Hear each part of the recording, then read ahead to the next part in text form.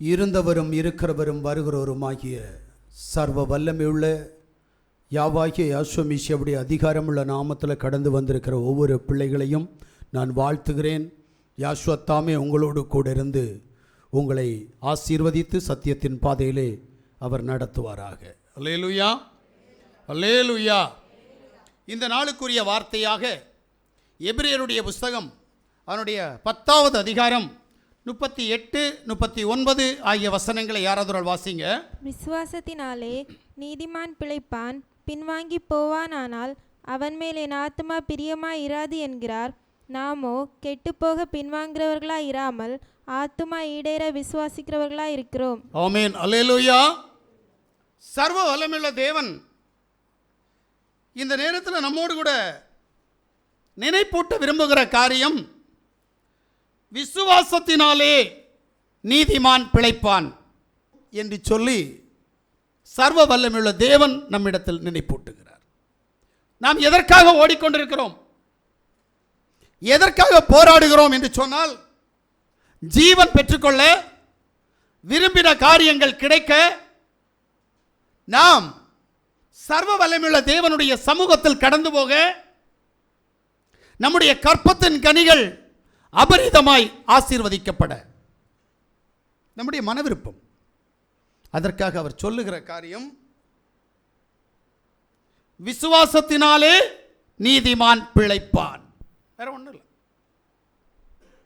விசுவாசம் ரொம்ப முக்கியம்.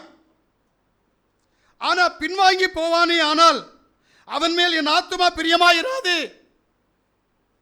யார் ஒருத்தன், அதான் நான் சொன்னேன், யார் ஒருத்தன் தேவ சமூகத்தை விட்டு வெளியே போகணும்னு நினைக்கிறானோ அப்பவே அங்கே அடி விழுந்துடும். ஆமீன். ரொம்ப உஷாரா இருக்கணும். தேவ சமூகத்தில் பின்வாங்கி போகிறதற்கான காரணம் என்ன?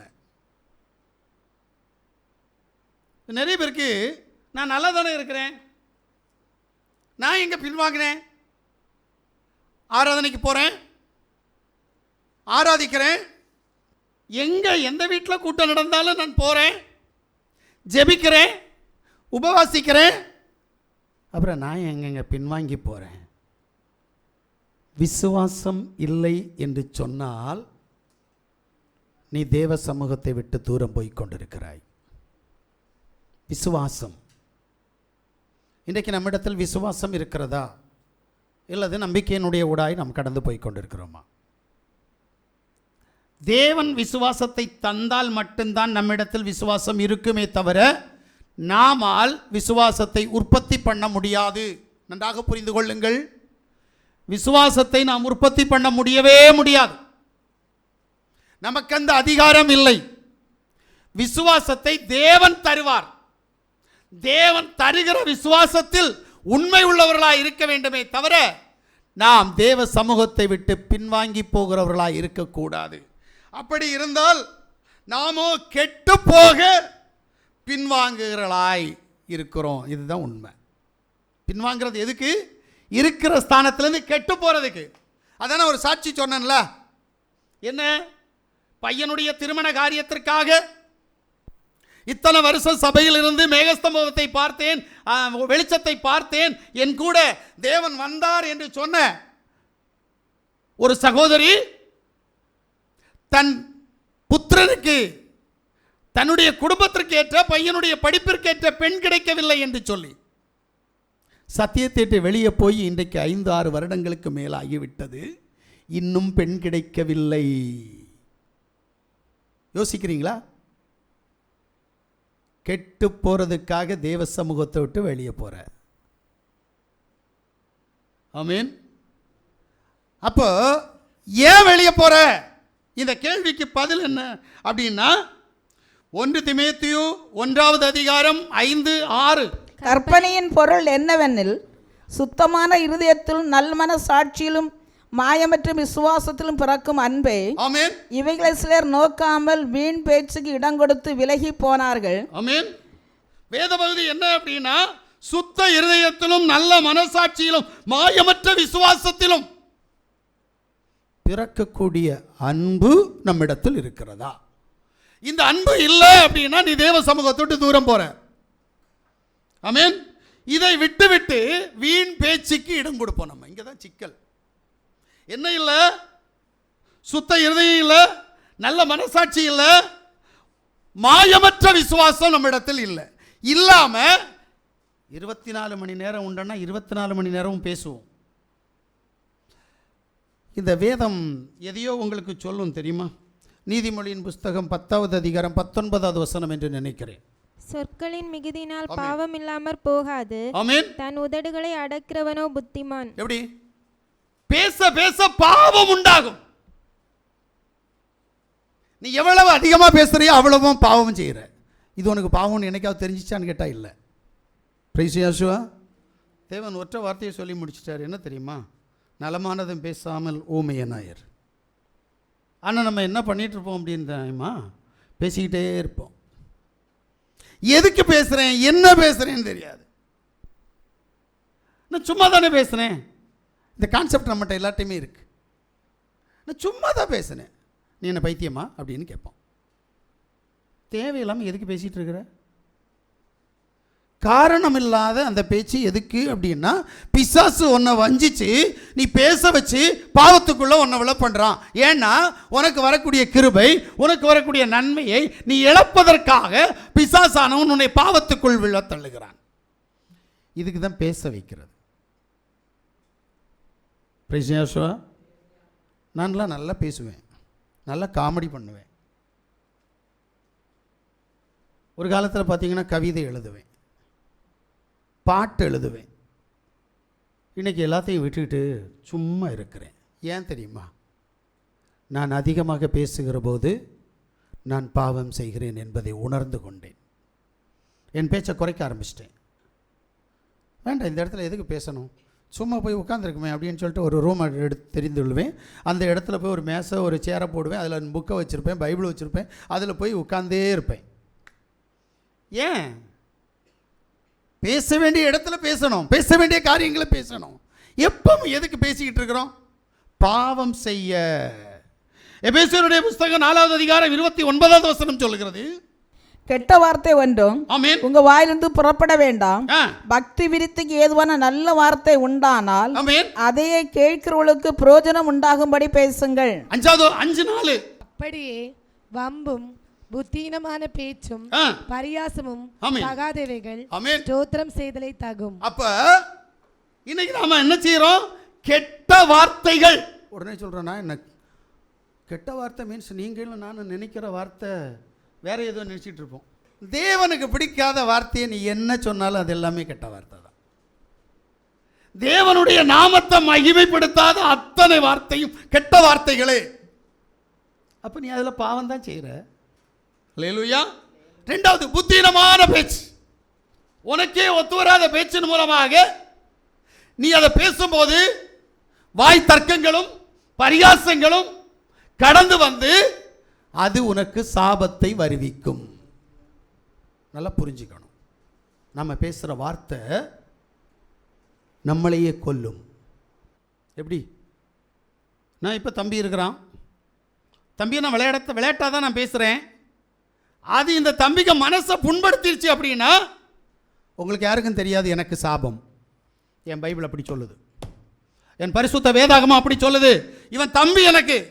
ஆனா இந்த தம்பியை நான் பரிகாசம் பண்ணுகிற போது இந்த தம்பியுடைய மனது வேதனைப்பட்டால் அது எனக்கு சாபம்.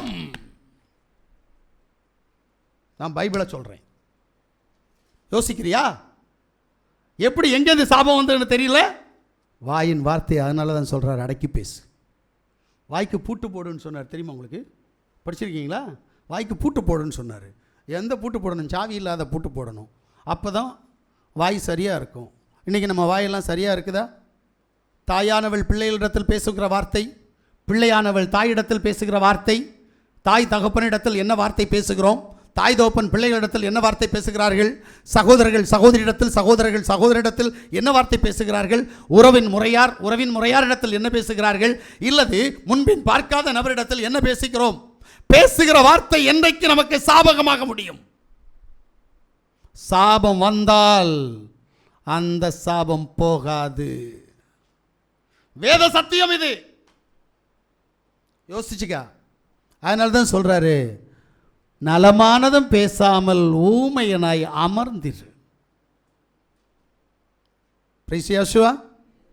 ஏன்னா சாபம் பின்னாடி வந்துட்டு இருக்குது. ஆமென். மத்தேயு சுவிசேஷம் 12வது அதிகாரம் 36வது வசனத்தை வாசித்தீங்கன்னா, மனுஷர் பேசும் வீணான வார்த்தைகள் யாவையும் குறித்து நியாய தீர்ப்பு நாளிலே கணக்கொப்பிக்க வேண்டும் என்று உங்களுக்கு சொல்லுகிறேன். இன்னைக்கு கிடைக்கிற தண்டனை வேற, சாபம் வேற. ஆனா நியாய தீர்ப்புல கூட வீணான பேச்சுக்காக நீ நியாய தீர்ப்புக்கு முன்னாடி நின்று தண்டனை அனுபவிச்சே ஆகணும். தேவன் உன்னை சும்மா விட மாட்டார். பரிகாசமான பேச்சு நம்மளை எந்த அளவுக்கு தேவ சமூகத்தை விட்டு தூரம் படுத்துறது அப்படின்றத முதல்ல புரியணும். நம்ம புரியறதில்ல. ஆமீன். சரி, உன் பரிகாசமான பேச்சை நீ பேசுகிறது எல்லார்ட்டையும் பேசுவேன், எப்பவும் பேசுவேன்னு வச்சுக்கியே. தம்பிகிட்ட நான் பேசுனேன்ல, அது மாதிரி என்னுடைய அதிகாரி வந்திருக்கிறான், நான் தமாஸ் பண்ணுவேனா? ஏன் அதிகாரி வந்திருக்கிறான் தமாஸ் பண்ணுவேனான்னு கேட்டால் இல்லை. ஏன் அங்க அடக்கி பேசுறேன்? ஏன்னா அங்க பயம், இங்க பயம் இல்லை. இதுக்கு தான் தேவன் என்ன வச்சிருக்கிறார் அப்படின்னா சாபத்தை வச்சிருக்கிறார். நல்லா புரிஞ்சுக்கணும். இன்னைக்கு இது உங்களுக்கு எச்சரிப்பின் சத்தமாக இருக்கணும். அல்லேலூயா. சுருக்கமாக சொன்னால் யாக்கோபுடைய புஸ்தகம் 1வது அதிகாரம் 19வது வசனத்தை வாசிங்க. ஆகையால் என் பிரியமான சகோதரரே, யாவரும் கேட்கிறதற்கு தீவிரமாய், நல்ல கேளுங்க, இங்கதான் ஒரு காரியத்தை சொல்றார்.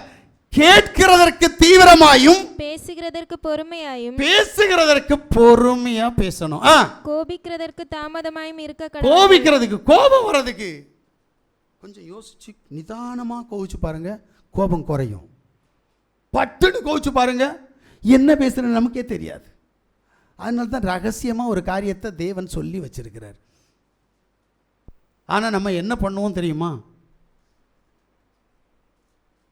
கேட்கறதுக்கு பொறுமை இருக்குமா? பேசுறதுக்கு பொறுமை இருக்குமா? கோபப்படுறதுக்கு பொறுமை இருக்குமான்னு கேட்டா இல்லவே இல்லை. வேதத்தில் எழுதி வச்சிருக்கிறான், நீ இப்படித்தான் வாழணும். என்னை நம்புகிறவன் என்னிடத்தில் உனக்கு தேவையை என்னிடத்தில் பெற்றுக்கொள்வது உண்மையானால், நான் உன்னுடைய தேவன் என்று நீ விசுவாசித்தால் நான் சொல்வதை நீ கேள். உன் வாயை மூடிக்கிட்டு, வாய் திறந்து அதிகமா பேச பேச தேவனுடைய நாமம் தூசிக்கப்படும்.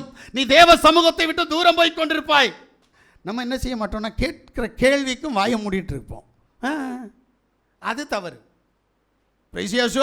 அப்ப நீ தேவ சமூகத்தில் சுத்த இருதயம் இல்லை, நல்ல மனசாட்சி இல்லை, மாயமற்ற விசுவாசம் இல்லை, அன்பு அப்ப உன்னிடத்தில் வராது. நீ காட்டுகிற அன்பு வேஷம். 2வது காரியம், பிரசங்கியுடைய புஸ்தகம் 5வது அதிகாரம் அதனுடைய 6வது வசனத்தை வாசிங்க. உன் மாம்சத்தை பாவத்துக்குள்ளாக்க உன் வாய்க்கு இடம் கொடாதே, அது புத்தி பிசகினால் செய்தது என்று தூதனுக்கு முன் சொல்லாதே. தேவன் உன் வார்த்தைகளினாலே கோபம் கொண்டு உன் கைகளின் கிரியை அழிப்பானேன். எப்படி? அடுத்த காரியத்தை சொல்றார். என்ன? உன் மாம்சத்தை பாவத்துக்குள்ளாக்குகிற உன்னுடைய வாய். அந்த பிள்ளை தெரிஞ்சோ தெரியாமலோ கடைசியில் ஒரு வார்த்தையை சொல்லியும் சொல்லாமலும் விட்டுட்டு போயிட்டாங்க. பிள்ளை அந்த வார்த்தையை திரும்பி சொல்லுமா? உன் கைகளின் கிரியை அழிப்பானேன். பார்த்தீங்களா? உன்னுடைய வாயின் வார்த்தையினால் கையின் பிரயாசம் நாசப்படும். பெற்ற ஆசீர்வாதத்தை நீ இழந்து போவாய். ஜாக்கிரதை. இதுவரைக்கும் அறியாத ஒரு சத்தியம் இன்னைக்கு அறியும்படியாய் தேவன் நமக்கு சொல்லுகிறார் என்று சொன்னால், ஏதோ ஒரு சம்பவத்தை உனக்கு நினைப்பூட்டுகிறார். நான் இதெல்லாம் பேசணும்னு வரல, தேவன் இதெல்லாம் உனக்கு நினைப்பூட்டணும்னு வராரு. ஏன் உங்ககிட்ட சாபம் வந்திருக்குது? ஏன் உன்னுடைய கையின் பிரயாசத்தை நான் அழிக்கப் போகிறேன்? இந்த காரணத்தை உனக்கு சொல்லுகிறார். என்ன அப்படின்னா, உன் வாயின் வார்த்தை. உன்னுடைய மாம்சம், உன்னுடைய சரீரம் பாவத்திற்கு உள்ளாக்காமல் இருக்க வேண்டுமானால் வாயை மூடிக்கிட்டு. இதுதான் வேதம், இது வேத சத்தியம். ஏன்னா யாக்கோபுடைய புஸ்தகம் 3வது அதிகாரம் 6வது வசனத்தை வாசிக்கிற போது, நாவு நெருப்புதான், ஆமென், அது அநீதி நிறைந்த உலகம்.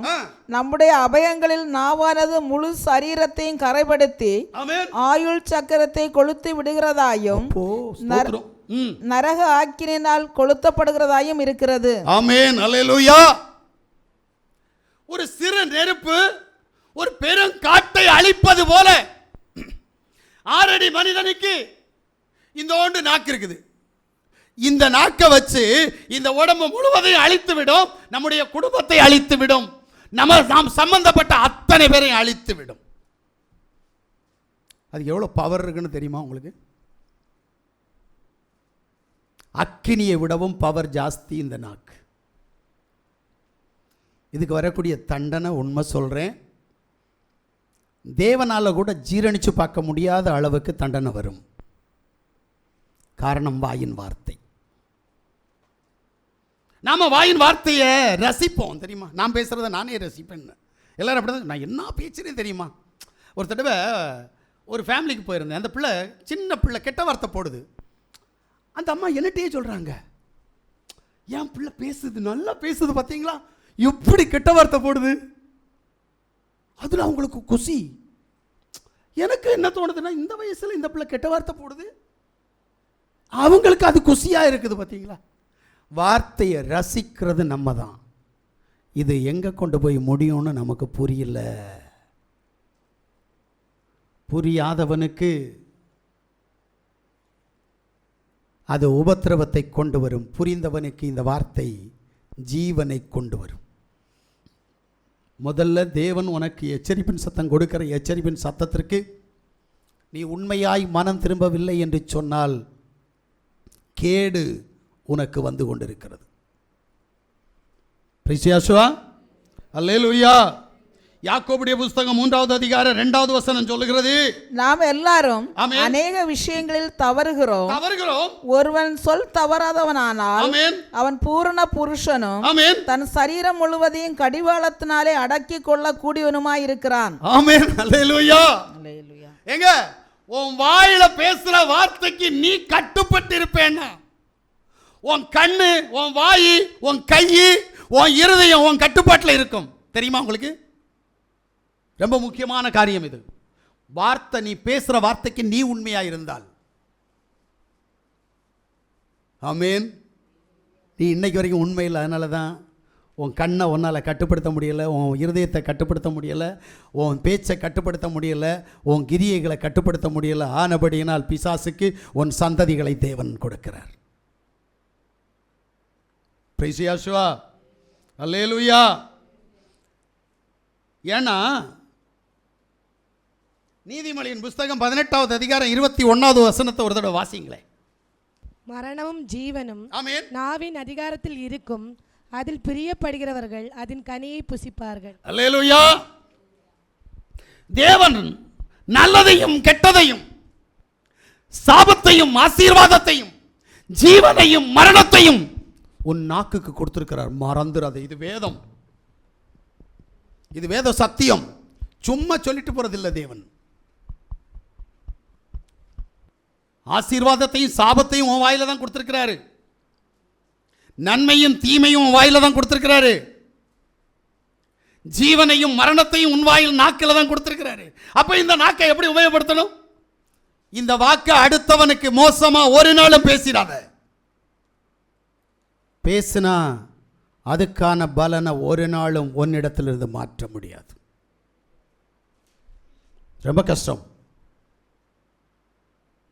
இத்தனை வருடங்களுக்கு பிறகு இன்னைக்கு தான் தேவன் இப்படி ஒரு சத்தியத்தை சொல்றார். ஆமென். இந்த சத்தம் உண்மை உள்ளது, இந்த வார்த்தை உண்மை உள்ளது, இது தேவனுடைய வார்த்தை. இந்த வார்த்தைக்கு நீ கட்டுப்படுவாயானால் தேவன் உன்னை உயர்த்துவார். கட்டுப்படவில்லை என்று சொன்னால் சாபங்களும், கையின் பிரயாசம் அழிவையும், குடும்பத்தில் சமாதானம் என்பையும், கற்பத்தின் கனிகள் சத்துருடைய கரங்களிலும் கடந்து போவதை உன் கண்ணால் நீ பார்ப்பாய். அதனால தான் சொல்றாரு, யாக்கோபுடைய புஸ்தகம் 3வது அதிகாரம் 8வது வசனத்தை வாசிங்க. நாவை அடக்க ஒரு மனுஷனாலும் கூடாது, நாவை அடக்க ஒரு மனுஷனாலும் கூடாது, அது அடங்காத பொல்லாங்குள்ளதும், அது அடங்காத பொல்லாங்கு உள்ளது, சாவுக்கு ஏதுவான விஷம் நிறைந்ததுமாய் இருக்கிறது. ஆமென். உன்னை கொல்லக்கூடியது மட்டுமல்ல, அடுத்தவனையும் கொல்லக்கூடியதாக்கும் உன்னுடைய நாக்கு. நான் சொல்றது புரியுதா? விஷம் நிறைந்தது. அதனால தான் இந்த நாக்கை உரையில் போட்டு மூடி வைக்கிறதுக்கு இந்த வாயை எப்படி வச்சிருக்கா தெரியுமா? 32 பல்ல கொடுத்து அதுக்கு மேலே 2 உதட கொடுத்து அதை அப்படி பாதுகாத்துட்டு இருக்கிறார் தேவன். ஆனால் நீ நிஸ்சாரமாக அதை திறந்து ஒரு காரியத்தை பேசி முடிச்சிடுவ. எல்லாருக்கும் கொடுத்துருக்காருங்க. பெரியவங்களானவங்களுக்கு 32 பல்லு இருக்கா? இந்த முதல்ல நம்முடைய உதட்டை திறக்கணும், 2வது பல்ல திறக்கணும், திறந்த பிறகு தான் பேச முடியும். அப்போ எவ்வளோ பாதுகாப்பாக கொடுத்துருக்கிறாரு. இத்தனைக்கும் இந்த நாக்குக்கு நரம்பு கிடையாது. நரம்பு இல்லாத இந்த நாக்குக்கு இவ்வளவு பாதுகாப்பு கொடுத்துருக்கிறாரு. ஆனால் நம்ம பாதுகாப்பை மீறி சாபத்தை சுதந்திரமாக்கி கொள்ள, பாவத்தை சுதந்திரமாக்கி கொள்ள, நஷ்டத்தை சுதந்திரமாக்கி கொள்ள, கற்பத்தின் கனிகளை சத்துருவிடத்தில் கொடுக்க வாய் திறந்து பேசிக் கொண்டிருக்கிறோம். எப்படி யோசிக்கிறீங்களா? விசுவாசம் இல்லாததினால் நமக்கு இது கடந்து வருகிறது. 3வது ஒரு சம்பவம், எபேசியருடைய புஸ்தகம் 4வது அதிகாரம் அதனுடைய 27வது வசனத்தை வாசித்தால், பிசாசுக்கு இடம் கொடாமலும் இருங்கள். ஆமென். நல்லா சொல்றார் பாருங்க. இப்போ இதுவரைக்கும் வாயை பற்றி பேசின தேவன் இப்ப சொல்றாரு, பிசாசுக்கு இடம் கொடுக்காத. கொடுத்த விசுவாசத்தை விட்டு தூரம் போயிடுவேன். ஆமென். உண்மையிலேயே நாம பிசாசுக்கு இடம் கொடுக்கிறோமா? பிசாசு முதல்ல என்ன பண்ணுவான் அப்படின்னா, ஒரு சின்ன ஓட்டை நம்மகிட்ட கிடைக்குமான்னு பார்ப்பான். சின்ன ஓட்டை, சின்ன கேப் கிடைச்சா போதும். எப்படி கிடைக்கும்? ஓட்டைன்னா நம்ம இருதயத்தில் ஓட்டையாக இருக்குது. எங்கே நம்ம உடம்புல ஓட்டை இருக்குது? அந்த ஓட்டை வழியே போகிறதுக்கு இல்லை. உன்னை பாவம் செய்ய வைத்து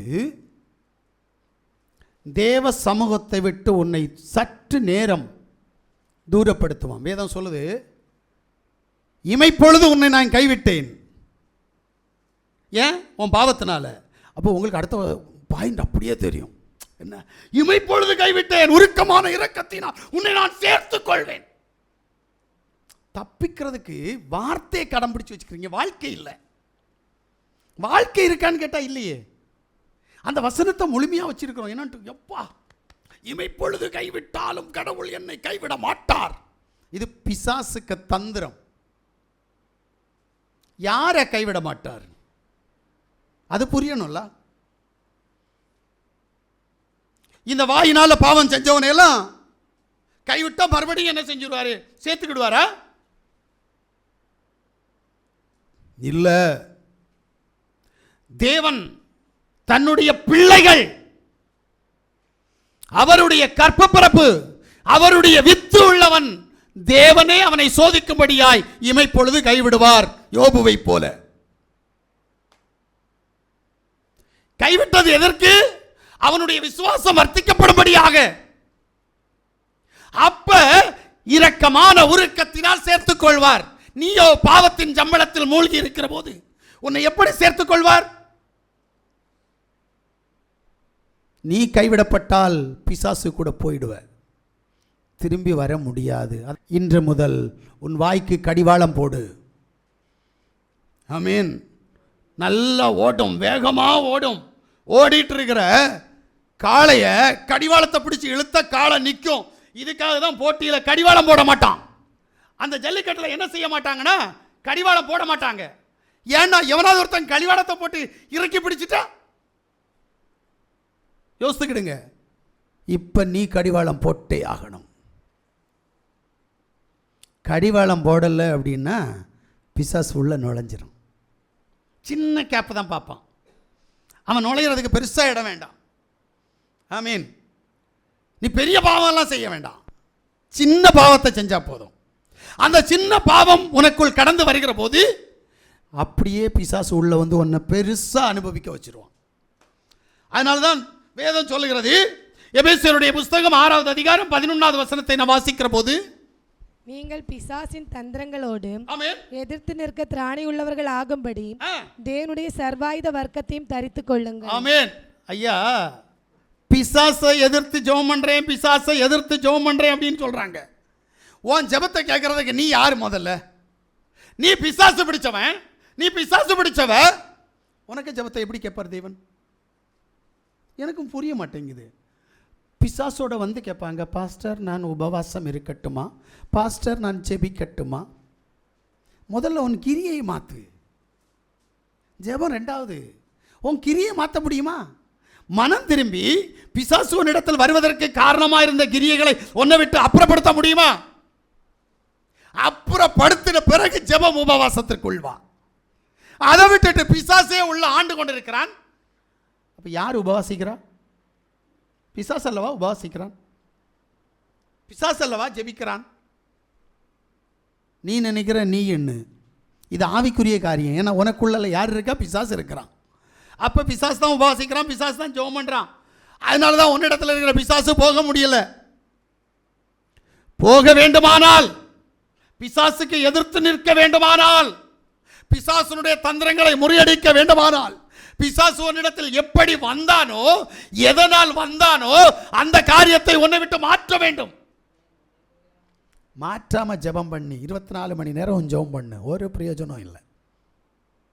ஏதாவது பிரயோஜனம் இருக்குமா? ஏன்னா பிசாசல்ல உன் இருதயத்தை ஆண்டு கொண்டிருக்கிறான், உன் சரீரத்தை ஆண்டு கொண்டிருக்கிறான், உன் எண்ணத்தை ஆண்டு கொண்டிருக்கிறான். அவன் உன்னை ஆண்டு கொண்டிருக்கிற போது நீ தேவ சமூகத்தில் ஜெபித்தால் எப்படி அது தேவ சமூகத்தில் கடந்து போகும்? நான் உங்கள்கிட்ட ஒரு கேள்வியை கேட்கலான்னு. இந்த நரகத்தை தேவன் யாருக்கு உண்டு பண்ணார்னு உங்களுக்கு தெரியுமா? உங்களுக்காக தானே. பிசாசுக்கும் அவனுடைய தூதர்களுக்காக உண்டு பண்ணப்பட்ட நரகத்தில் நீ பிசாசினால் தூண்டப்பட்டு பிசாசுடைய கிரியை செய்கிறதுனால் மட்டும்தான் பிசாசுக்கு சொந்தமான நரகத்திற்குள் நீ கடந்து போகிறாய். இதை புரியணும் முதல்ல. பைபிள் அப்படித்தான் சொல்லுது. நான் புதுசாக ஒன்று எங்கேயும் கொண்டு வந்து சொல்ல முடியாது. என்னுடைய வேதம் என்ன சொல்லுகிறதோ அதை சொல்லுவேன். அப்போ பிசாசுடைய கிரியைகளை செய்து பிசாசாயிருக்கிற நீ உபவாசித்தால் ஜெபித்தால் கடவுள் இறங்கி உடனே வந்துடுவாரான்னு கேட்குறேன். இல்லை, அப்ப உன் கிரியைகள் மாறணும். நீ செய்த அக்கிரமங்கள், நீ செய்த பாவங்கள், நீ செய்த பேச்சின் மூலமாக வந்த சாபங்கள் மாற வேண்டுமானால் உன்னுடைய பேச்சு தேவ சமூகத்தில் பிரியமா இருக்கணும். ஆமென். நம்ம எல்லாரையும் பாதிப்புக்குள்ளாக்கிட்டே இருப்போம். இதனால பிசாசு நம்மகிட்ட வருது. சாபம் மட்டும் இல்லைங்க, பிசாசு நம்மகிட்ட வரான். சாபம் வர்றது ஒரு பக்கம், இன்னொரு பக்கம் பிசாசு வரான். இப்போ நினைப்பாங்க, நான் தான் அப்படி யாரையும் துன்புறுத்தலையே, யாருக்கு விரோதமாக பேசலையே, அப்புறம் எதுக்கு வந்துச்சு? இப்போ நான் இந்த தப்பியை பேசுகிற நேரம் இந்த பிள்ளை பார்த்துட்டு வேடிக்கை பார்த்துட்டு இருக்குது. இந்த பிள்ளை வந்து, இல்லை பிரதர் நீங்கள் பாவம் தம்பி, பாவம் சும்மால இருக்கிறான், அதை பேசாதீங்க சொல்லுதான்னு கேட்டால் கிடையாது. இருதயத்தில் தூண்டுமா என்றால் தூண்டும். ஆவியானவர் நிச்சயம் தூண்டுவார். ஆனால் அந்த காரியத்திற்குள் இந்த பிள்ளை கடந்து போகாததினால் இந்த பிள்ளைக்கும் தண்டனை உண்டு. எனக்கு மட்டுமல்ல தண்டனை.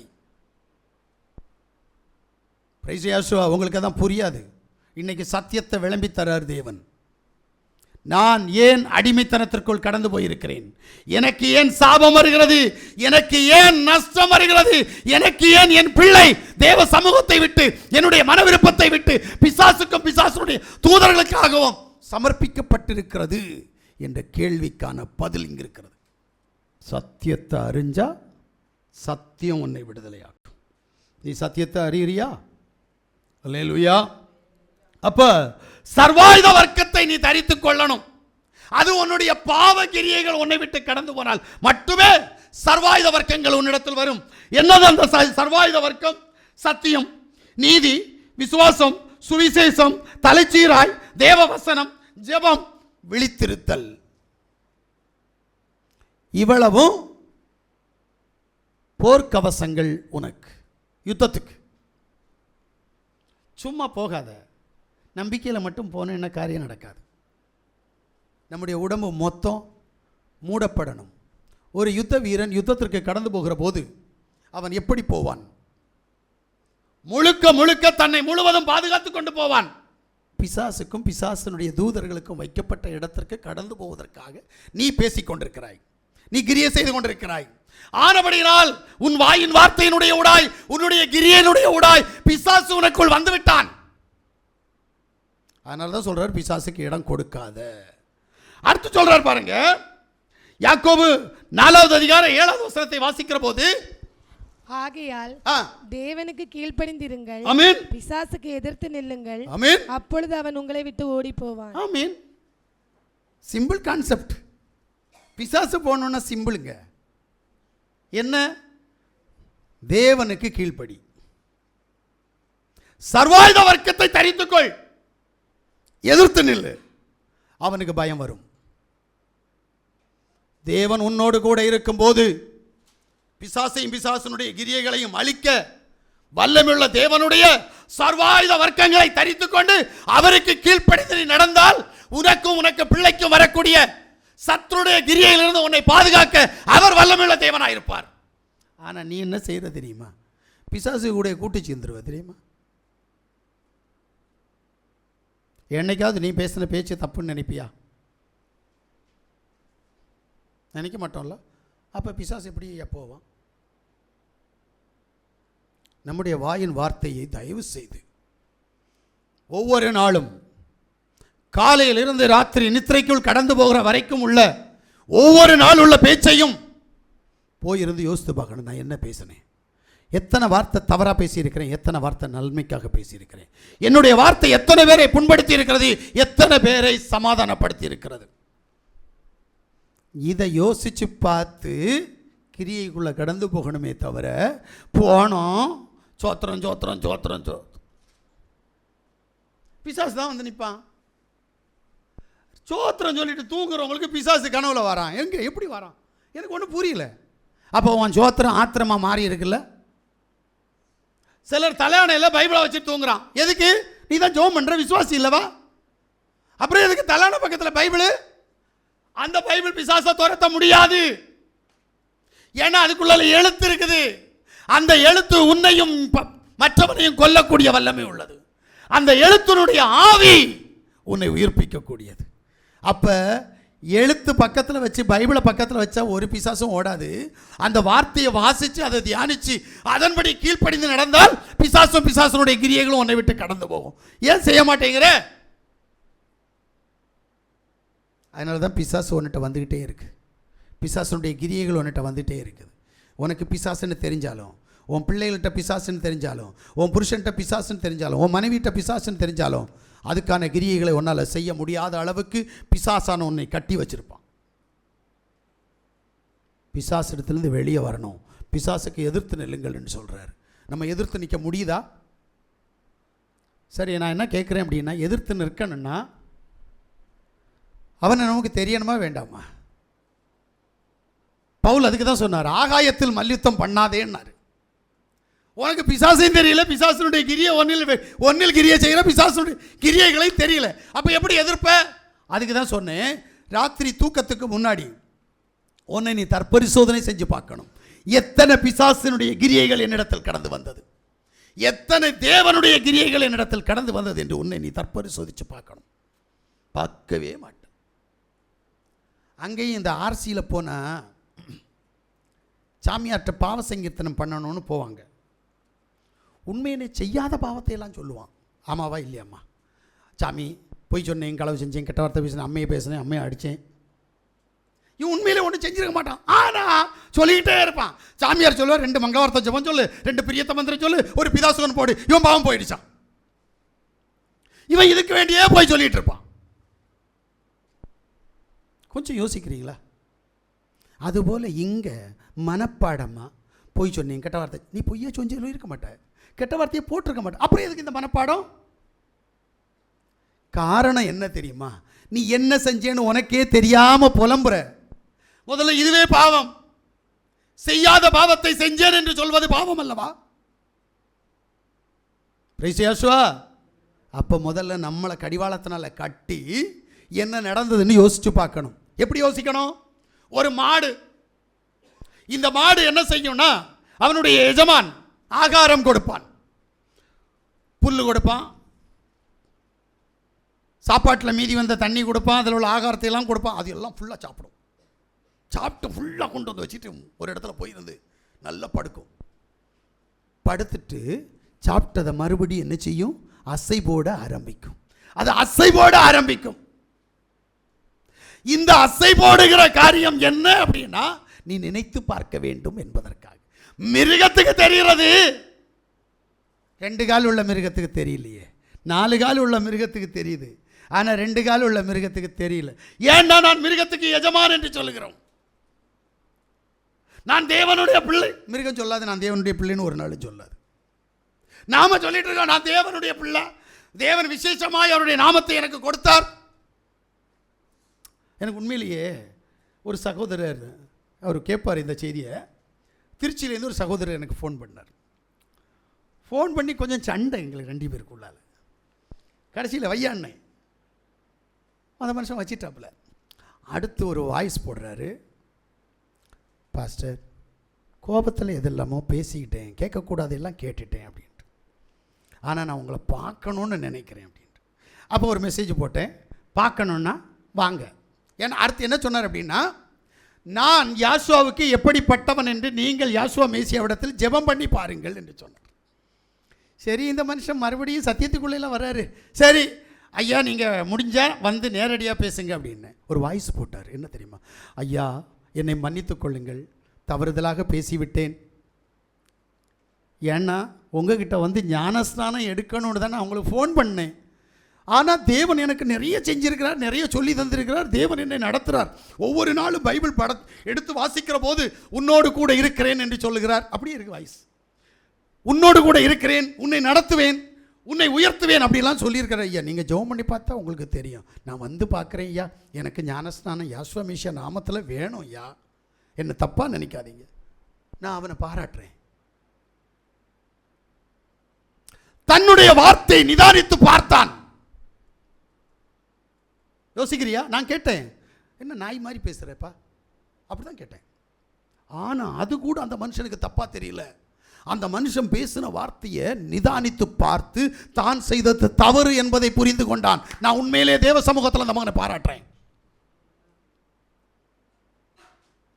அந்த மனுஷன் ஒயிட் அண்ட் ஒயிட்டில் தான் நிற்கிறார். 24 மணி நேரம் ஃபோட்டோ போட்டால் ஒயிட் அண்ட் ஒயிட்டில் நிற்கிறார். ஆனால் அந்த மனுஷன்ட்ட உண்மையிலேயே தேவன் கிரியை செய்கிறார், நான் நம்புகிறேன். ஏன்னா அவர் சொல்லலாம்ல, ஆனாலும் நீங்கள் ஒரு பாஸ்டர் என்ன நாயின்னு சொல்லி போட்டீங்களா, மிருகத்துக்கு பேரை சொல்கிறதுக்கு எனக்கு அனுமதி கொடுத்துருக்கிறார் தேவன். அந்த நிறைய இடத்துல போய் சொன்னாரா இல்லையா? நான் அதை மாற்றி சொன்னேன், அவ்வளோதான், ஒன்றும் இல்லை. எனக்கு உன்னுடைய வாயின் வார்த்தைக்கு ஏற்றபடி நான் சொல்லியிருக்கிறேன் அப்படி சொல்லி சமாளிச்சுக்கலாம். ஆனால் அந்த மனுஷன் எனக்கு அப்படி கேட்கவே இல்லை. நல்லா புரிஞ்சுடுங்க. ஆனால் நீ விசுவாசி என்ற, நீ தேவனுடைய பிள்ளை என்ற, யாசுவா மேசியா நாமத்தை தரித்தென்ற ஒன்னிட்ட பிசாசு ஏன் இப்படி கிரியை செய்து? அவன்கிட்ட அந்த ஆவியே இல்லையே. நான் அவனை பாராட்டுறேன். தேவன் அந்த சகோதரனை கண்டிப்பாய் தேவ சமூகத்தில் சேர்த்துக் கொள்வார். நீ எப்படி சாபத்தை எல்லாம் வாங்குற, பிசாசனுடைய கிரியைகள் எல்லாம் வாங்குற, உன் பணம் நஷ்டப்பட்டு போவதற்காக, உன் கையில் பிரயாசம் நஷ்டப்பட்டு போவதற்காக, உன் பிள்ளைகள் பிசாசனிடத்தில் அடிமணிந்து போவதற்காக, பிசாசனுடைய கிரியைகளுக்கு அந்த பிள்ளைகளை ஒப்புக் கொடுப்பதற்காக நீ என்ன கிரியை செஞ்சிட்டு இருக்கிற? ஆமேன். முதல்ல இது எங்கிருந்து வந்தது, எப்படி வருது, என்ன செய்து, எல்லாம் என் வாயின் வார்த்தை என்பதை புரியணும். இது விஷம் நிறைந்த நாக்கு, என்னையும் கொல்லும் மற்றவரையும் கொல்லும். கொல்லும் தன்மை உள்ள நாக்கை நான் எப்படி பயன்படுத்த வேண்டும்? அந்த நாக்குக்குள் பிசாசு வராமல் இருக்கிற வரைக்கும் அது நல்லது. அதனால தான் சொல்றாரு, பிசாசுக்கு இடம் கொடுக்காத. அல்லேலூயா, அல்லேலூயா. 1 பேதுருடைய புத்தகம் 5வது அதிகாரம் 8வது வசனத்தை வாசிங்க. தெளிந்த புத்தி உள்ளவர்களாயிருங்கள், ஆமென், விழித்திருங்கள், ஏனெனில் உங்கள் எதிராளியாகிய பிசாசானவன், நல்ல கேளுங்க, உங்கள் எதிராளியான பிசாசானவன் கெர்ச்சிக்கிற சிங்கம் போல், கெர்ச்சிக்கிற சிங்கத்தை போல எவனை விழுங்கலாமோ என்று வகை தேடி சுற்றி திரிகிறான். ஆமென். யாரு எனக்குள்ள வருவான்? அதான் நான் முதல்ல சொன்னேன், சின்ன சந்து கிடைச்சா உள்ள நுழைஞ்சிருவான். அதுக்கப்புறம் உன்னை ஒரு வழி பண்ணாமல் விட மாட்டான். நீ என்ன நினைக்கிற? நான் நேற்று மட்டும் தானே ஜோம் பண்ணல, நான் இன்னைக்கு தேவனுக்கு உண்மையாக இருக்கிறேன்ல, கொடுத்துட்டே இல்லை டைம், அவன் உள்ளே வந்துட்டான்ல, அதுக்கப்புறம் ஜோம் பண்ணி என்ன பண்ணி பிரயோஜனம்? அவனை துரத்திட்டு ஜோம் பண்ணு. பிரைஸ் யாசுவா. இன்னைக்கு நிறைய பேர் சொல்லக்கூடியதுதான், நான் விசுவாசி, நான் தேவனுடைய நாமத்தில் பரிசுத்த ஆவியில் அந்நிய பாஷை பேசுகிறேன், தேவன் என்னோடு கூட இருக்கிறார், அவர் அடிக்கடி என்கிட்ட பேசிட்டு இருப்பார், நான் நடந்து போனால் பேசுகிறார், இருக்கிற போது பேசுகிறார், ஜெபம் பண்ணும் போது பேசுகிறார் என்று சொல்கிறாங்க. அப்புறம் எப்படி பிசாசு இடம் கொடுக்குற? பிசாசனுடைய கிரியைகள் உன்னுடைய சரீரத்தில் எப்படி கடந்து வருகிறது? நீ பிசாசுக்குரியவனாக இருக்கிறியா இல்லை தேவனுக்குரியவராக இருக்கிறாயா? புரியணும்ல. அல்லேலூயா, அல்லேலூயா. எபேசியர் 4:20 வாசிங்க.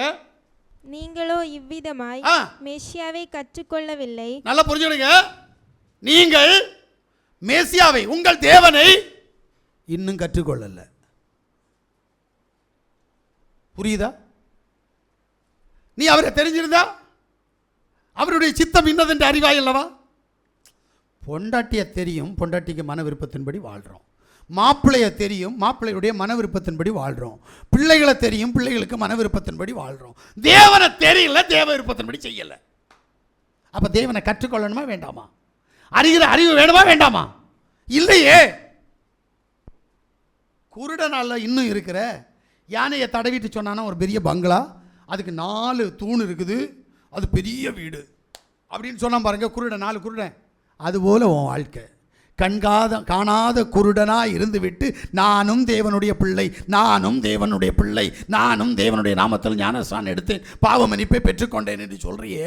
மறுபடி பாவங்கள் உன்னிடத்தில் நுழைந்து, சாபங்கள் உன்னிடத்தில் நுழைந்து, பிசாசானவன் உன்னிடத்தில் நுழைந்து உன்னை சேதப்படுத்தி கொண்டிருக்கிறானே. உனக்கு என்ன புரிகிறது? ஒன்றும் புரியல. அப்போ உன்னிட்ட என்ன கிரியை நடக்குதுன்னு நீ தெரியணும்.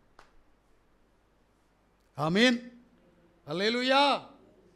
அதனால்தான் நீதிமொழியின் புஸ்தகம் 4வது அதிகாரம் 23வது வசனத்தில் சொல்றாரு, எல்லா காவலோடும் உன் இருதயத்தை காத்துக்கொள், ஆமென், அதனிடத்தின் ஜீவ ஊற்று புறப்படும். ஆமென். எல்லா காவலோடும் உன் இருதயத்தை காத்துக்கொள். ஏன் தெரியுமா? இப்போ நான் சொன்னேன், ஒருத்தர் வாயில் தேவையில்லாததெல்லாம் பேசிகிட்டு இருக்கேன், நான் ஒன்று பேசிகிட்டு இருக்கேன்னு சொன்னேன்லப்பா, நான் என்ன வேணாலும் பேசட்டும், ஒன்றை சேதப்படுத்தாது. ஆனால் பைபிள் சொல்லுது, வெளியிலிருந்து உள்ள வருவது எதுவும் என்னை சேதப்படுத்தாது, உள்ளிலிருந்து வெளியில் வருகிறது. நான் பேசுனதான் என்னை சேதப்படுத்தும். உள்ளிலிருந்து வெளியில் வருவது என்னை சேதப்படுத்தும், என்னை ஆண்டு கொண்டபடினால் என்னை நாசப்படுத்தும். அதனால தான் சொல்கிறார், இந்த இருதயத்தை காவல் பை. இருதயத்திலிருந்து வரக்கூடிய வார்த்தையெல்லாம் மோசமான வார்த்தை, அது விஷம் நிறைந்தது, அது விபரீதமானது, அது கொல்லும் தன்மை உள்ளது. பேசுகிறவனையும் கொல்லும், கேட்கிறவனையும் கொல்லும். ஆமீன், அல்லேலூயா. அப்ப நம்ம பிசாசுக்கு இடம் கொடுக்காமல் வாயின் வார்த்தைகளை அடக்கி, நாவை அடக்கி தேவ சித்தத்தின்படி வாழ தேவன் நம்மிடத்தில் விரும்புகிறார். நீ தேவ பிள்ளைன்னு சொல்றீல்ல, கீழ்ப்படி. ஏன் கீழ்ப்படிய முடியல? அதான் நான் மறுபடியும் உங்களுக்கு நினைப்பூட்டுறேன், தேவனிடத்திலிருந்து ஏதாவது பெற்றுக்கொண்டது உண்மையானால், தேவனுக்கு உண்மை உள்ளவனாய் இல்லை என்று சொன்னால், பெற்றுக்கொண்ட காரியம் 7 மடங்கு பிரச்சனைகளை கொண்டு வரும். பிரைஸ் யேசுவா. அது தேவனுடைய வார்த்தை, அது தேவனுடைய சத்தம். நாம் இன்றைக்கு இப்படி இருக்கிறோம்.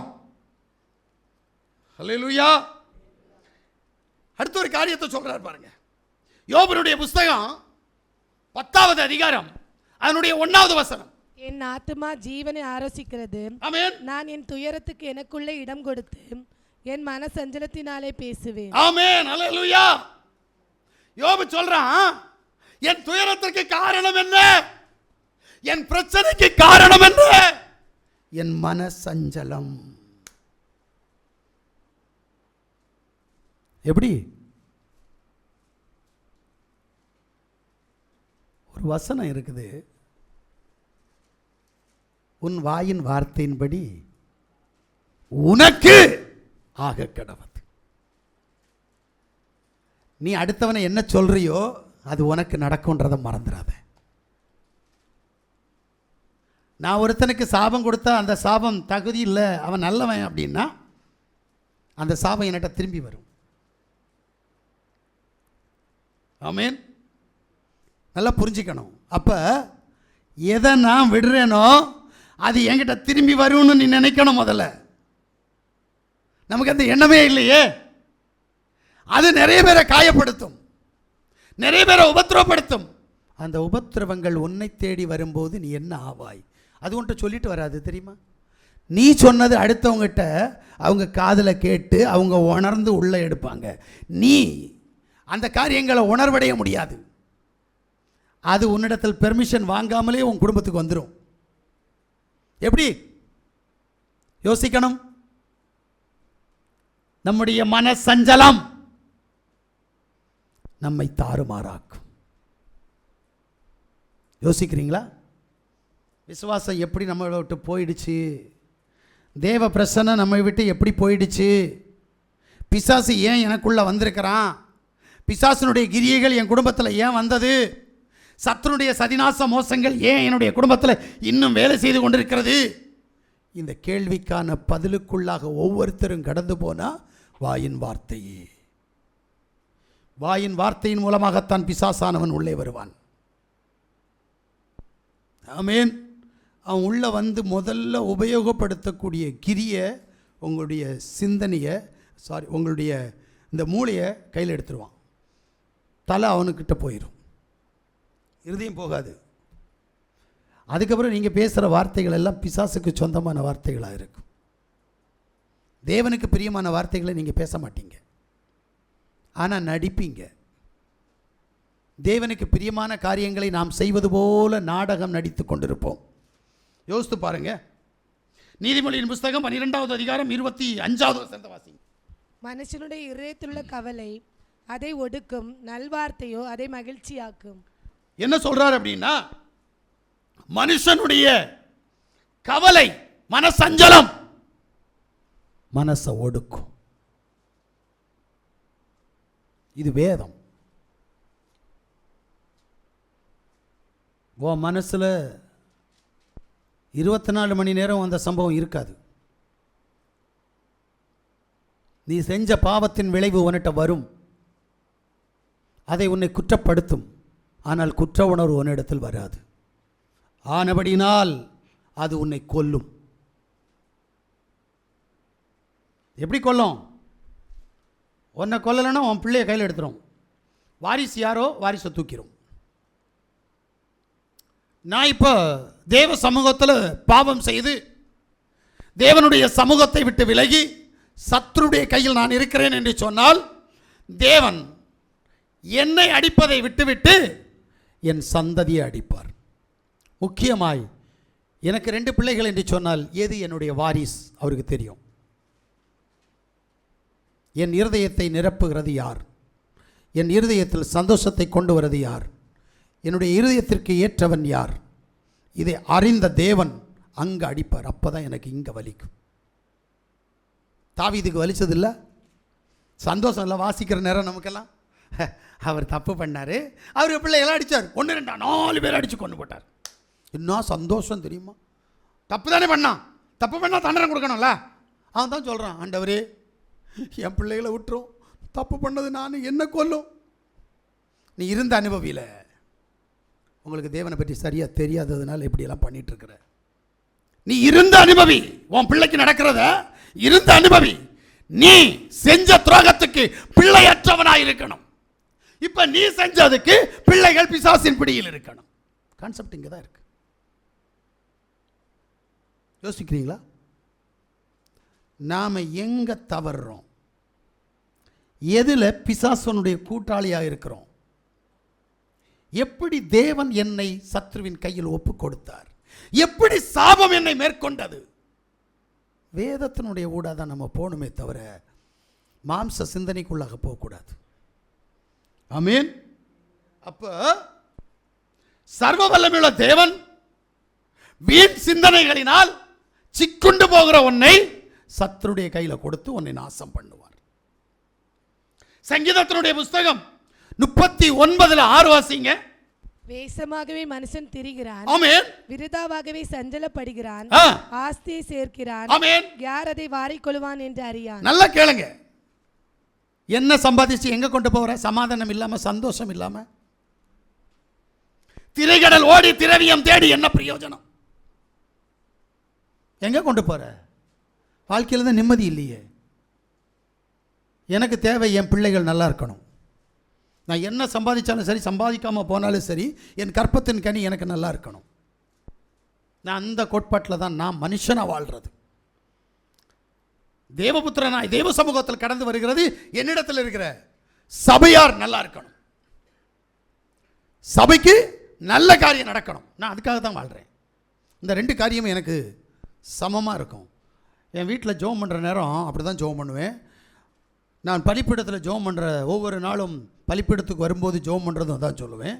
என்ன அப்படின்னா, என்னை, என் கற்பத்தின் கனியை, என் சபையை, எனக்கு நீர் தந்த ஆத்துமாக்களை இப்படியாய் பாதுகாக்கணும். இது என்னுடைய தாரகை மந்திரம். அதனால தான் உங்கள்கிட்ட நான் இப்படிலாம் பேசிகிட்டு இருக்குது, கோவப்படுறது, திட்டுறது. ஏன்னா என் பிள்ளைகள் எப்படி இருக்கணும் அப்படின்னு நினச்சி என் பிள்ளைகளை நான் எப்படி வளர்த்துறேன்னு எனக்கு தான் தெரியும். அவ்வளவு அடிப்பேன், அவ்வளவு திட்டுவேன். ஒன்று அடிக்க முடியாது, அடித்தா நீ யாரான்னு கேட்டுருவீங்க. அது தேவ மனுஷனாக இருந்தாலும் கேட்டுருவீங்க. அப்படி தான். அதனால தான் திட்டிகிட்டு இருக்கிறது. திட்டியாவது திருந்துவியான்னு கேட்டால் திருந்த மாட்டேன். என்ன பண்ணுறது, தேவன் அதனால் திருப்பி கொடுக்குறாரு, வச்சுக்கோ அப்படின்ட்டு. ஒரு நாள் ஞாபகம் வரும், ஐயோ நான் போதகத்தை மறந்தேன், போதகரின் சொல்லை கேளாமல் என் மன விருப்பத்தின்படி வாழ்ந்ததினால் எனக்கு இப்படிப்பட்ட ஐயோ வந்ததே நிலை வரும். நான் உங்களை நேசிக்கிறபடியினால் உங்களிடத்தில் அன்பாக பேசுகிறேன், தனியாக கூப்பிட்டு பேசுவேன். திருந்து, சிலர்கிட்ட சொல்லுவேன், நீ சரியாக திருந்திட்டா உன் பிள்ளை சரியாயிரும், உன் பிள்ளை பற்றி கவலையப்படாத, நீ திருந்திட்டேன்னா உன் பிள்ளை சரியாகும்.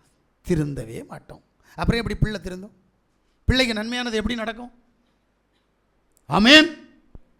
வாசிங்க தீத்துவுடைய புஸ்தகம் 2வது அதிகாரம் 15வது வசனம். இவைகளை நீ பேசி போதித்து ஆமென் சகல அதிகாரத்தோடும் கடிந்து கொள், ஒருவனும் உன்னை அசட்ட பண்ண இடம் கொடாதிருப்பாயாக. ஆமென். அல்லேலூயா. இதுதான் எங்க நான் செய்யறது. இதுதான், இந்த வசனம் தான் நான் செய்கிறேன்.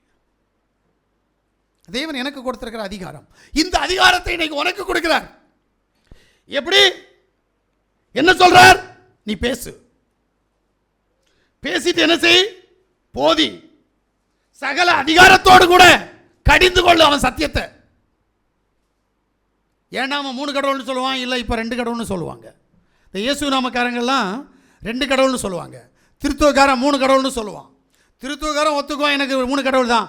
ஆனால் இயேசு நாமக்காரன் 2 கடவுள்னு ஒத்துக்கவே மாட்டான். எப்படி அப்படின்னா, பழைய ஏற்பாட்டினுடைய கடவுள் யாருன்னு கேளுங்க, அவன் இயேசுன்னு சொல்லவே மாட்டான். யாருன்னு சொல்லுவான்? யெகோவான்னு சொல்லுவான்.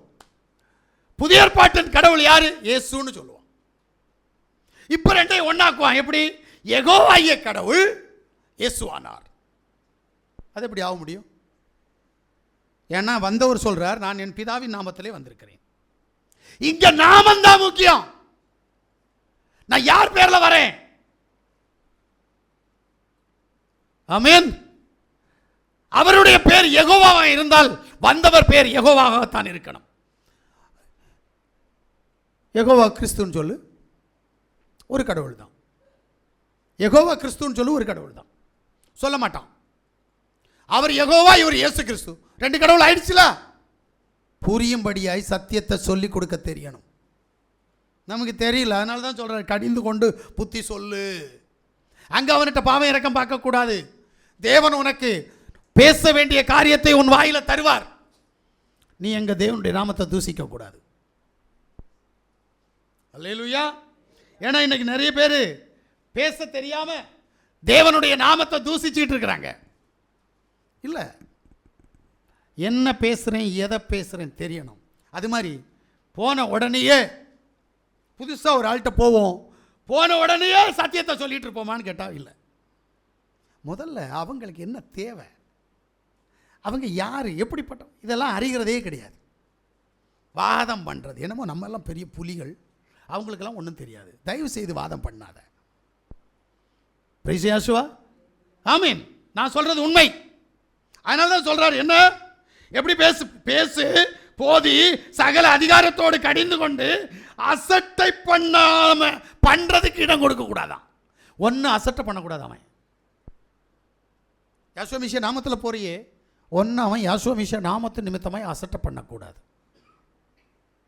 அங்கே விசுவாசம் தகர்ந்து போகும். நல்லா புரிஞ்சுக்கணும்.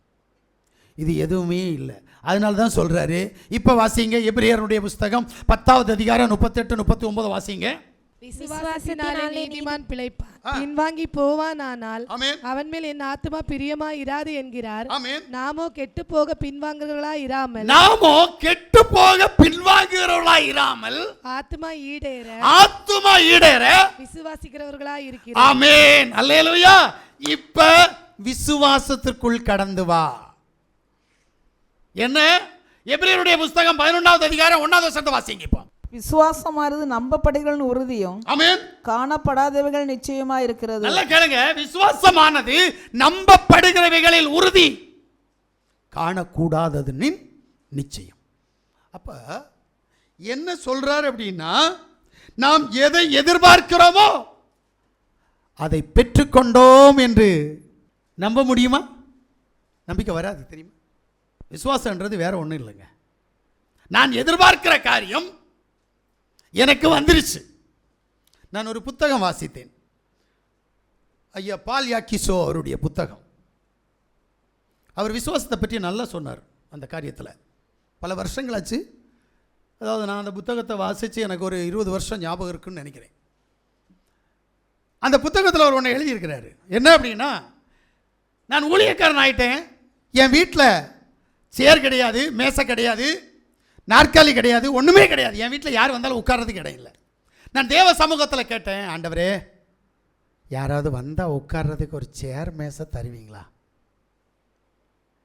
அப்படின்னு கேட்டேன். தேவன் என்னட்ட கேட்டார். கொஞ்ச நாளாக ஜெபம் பண்ணிகிட்டே இருந்தேன், கிடைக்கல. டேய், நீ சேர் கேட்ட, மேசை கேட்ட, கட்டில் கேட்ட, எல்லாம் கேட்ட, நான் தரேன். நான் இன்னைக்கு ஒன்றை தருவேன், நீ நாளைக்கு சொல்லுவேன், ஆண்டவர் நான் இது கேட்கல அதெல்லாம் கேட்டேன். அதனால் முதல்ல என்ன மரத்தில் உனக்கு நாற்காலி வேணும்? உண்மையில் எனக்கு அவருடைய அந்த செய்தி பார்த்தா அதிசயமாக இருந்துச்சு. என்ன மரத்தில் வேணும், அது என்ன மாடலில் வேணும் சொல்லு. இப்போ இவர் ஒரு பட்டியல் போடுறாரு. ஒரு நாள் ஒரு லாரி நிறைய பொருள் வருது. வந்து டிரைவர் கேட்குறான், பாலியாக்கிஷோ வீடு அங்கே இருக்குது அப்படின்ட்டு. யார்கிட்ட கேட்குறான்? பாலியாக்கிஷோட்டே கேட்குறான்.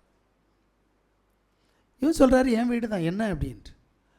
இல்லை, எங்கள் ஐயா இந்த பொருளை எல்லாம் உங்கள்கிட்ட கொண்டு தர்றதுக்காக சொல்லி அனுப்புனார். யார் அப்படின்னு அதெல்லாம் விசாரித்து பார்த்தா அவர்கிட்ட ஃபோன் பண்ணி கேட்டால் அவர் சொல்கிறாரு, கடவுள் உங்ககிட்ட தர சொன்னார்ப்பா, நான் அனுப்பி வச்சிருக்கிறேன், எனக்கு இவ்வளோ தான் தெரியும். அவர் சொல்கிறாரு, ஒரு கற்பத்தின் கனி வயிற்றில் குடிகொண்டு போது 10 மாதம் காத்திருக்கிற, அப்பவே நீ சொல்லுவ, நான் எனக்கு கடவுள் ஒரு ஆண்மகனை தந்திருக்கிறார், கடவுள் எனக்கு ஒரு பெண் பிள்ளையை தந்திருக்கிறார் என்று சொல்லி அடையான் காக்கிற உனக்கு ஏன் தேவ சமூகத்தில் கேட்பது கிடைக்கும் என்கிற நம்பிக்கை இல்லை? அந்த விசுவாசத்துக்குள்ள நீ போகாததுனால உனக்கு கிடைக்காதுப்பா. என்ன வேணும்னு முதல்ல பட்டியல் போடு. ஆமீன். எனக்கு எங்கள் அப்பா அப்படி தான் சொன்னார். என் மனைவிட்ட சொன்னார் முதல்ல, என்ன, உனக்கு 2 ஆம்பளை பிள்ளைகளை கொடுப்பேன், அந்த பிள்ளைகள் மூலமாக தான் உனக்கு ஆசீர்வாதம், அது வரைக்கும் ஆசீர்வதிக்கப்பட மாட்டேன். ஆமீன். யோசிக்கிறீங்களா? நான் படாத பாடெல்லாம் பட்டேன். எல்லா பாட்டுக்கும் பிரயோஜனமாக தேவன் தந்த கற்பத்தின் கனி இன்றைக்கு என்னோடு கூட இருந்து என்னை நடத்துது. பிரிசியாசுவா, அல்லேலூயா. உனக்கு என்ன நடக்குது சொல்லு? சத்ருவல்லவா உன்னை ஆண்டு கொண்டிருக்கிறான். அப்போ உன் விசுவாசம் சரியில்லையே. உன்னுடைய விசுவாசத்துக்குள் நீ கடந்து போகணுமா வேண்டாமா? அல்லேலூயா. ரோமருடைய புஸ்தகம் 10:17 வாசித்து முடிச்சிருங்க. ஆதலால் விசுவாசம் கேள்வியினாலே வரும். விசுவாசம் நல்லா சொல்றாரு பாருங்க, கேள்வினாலே வரும், கேள்வி தேவனுடைய வசனத்தினாலே வரும். கேள்வி எங்க வரணும்னா உலக கேள்வியெல்லாம் இங்கே கேட்காத, வசனத்தை வாசிச்சு அந்த வசனத்துல கேள்வி கேளு. அந்த கேள்வி உனக்கு விசுவாசத்தை கொண்டு வரும். பைபிள் படிச்சா தானே. பைபிளே வாசிக்கிறது இல்லை. வாசிச்சா எதை வாசிப்போம்? சங்கீத பகுதி, மிஞ்சி போனா மத்தேயு சுவிசேஷம், மார்க், லூக்கா, யோவான். வெளிப்படுத்தல் வாசிக்கணும்னா கொஞ்சம் பயம். தானியேல் எசேக்கியேல் வாசிக்கணும்னா கொஞ்சம் பயம், புலம்பல். வேண்டவே வேண்டாப்பா, எனக்கு வாழ்க்கையில் புலம்பல் வந்துடும். எப்படி விசுவாசம் வரும்? ஆமென். முதல்ல வேதத்தை வாசிச்சு அதை தியானித்து அதுக்கு கீழ்ப்படிந்தால் மட்டுமே உனக்கு விசுவாசம் வரும். எபிரேயருடைய புத்தகம் 2வது அதிகாரம் 8வது வசனம். சகலத்தையும் அவனுக்கு கீழ்ப்படுத்தினார் என்கிற விசேஷத்தில் அவர் அவனுக்கு கீழ்ப்படுத்தாத பொருள் ஒன்றும் இல்லை. அப்படி இருந்தும் இன்னும் அவனுக்கு சகலமும் கீழ்ப்பட்டிருக்க காணோம். அப்ப நீ தேவனுடைய பிள்ளையாக இருந்தால் சகலமும் உனக்கு கீழ்ப்பட்டிருக்கும். நீ கூப்பிட்டா வரும், நீ கேட்டா கிடைக்கும். உனக்கும் தேவனுக்கும் சம்பந்தம் இல்லாதனால தான் கிடைக்க மாட்டேங்குது. அப்ப விசுவாசத்தை மறுபடி தூசி தட்டுவோமா? மறுபடி விசுவாசத்தை புதுப்பிப்போமா? ஒன்றாவது, விசுவாசத்தை புதுப்பிக்க வேண்டுமானால் முதல்ல நம்பிக்கை சரியான வழியில் இருக்கணும். இரண்டாவது, வேதத்தை வாசிக்கணும். வாசிக்கிற வேத பகுதியில் கேள்வி உருவாகணும். கேள்வியில பதில் வரணும். அந்த பதில் விசுவாசத்தினுடைய ஊடாய் நம்மை வழிநடத்தி செல்லணும். அப்ப விசுவாசம் நம்மை தேவனுடைய ராஜ்யத்துக்கு கொண்டு போகும். இல்லையானால் விசுவாசத்தை விட்டு தூரம் கொண்டு போகும். முக்கியமாய் நாவானதை அடக்கினால் ஒழிய உங்களுக்கு விசுவாசம் கிரியை செய்யாது. அல்லேலூயா. நாம் எல்லாரும் ஒப்பு கொடுப்போமா?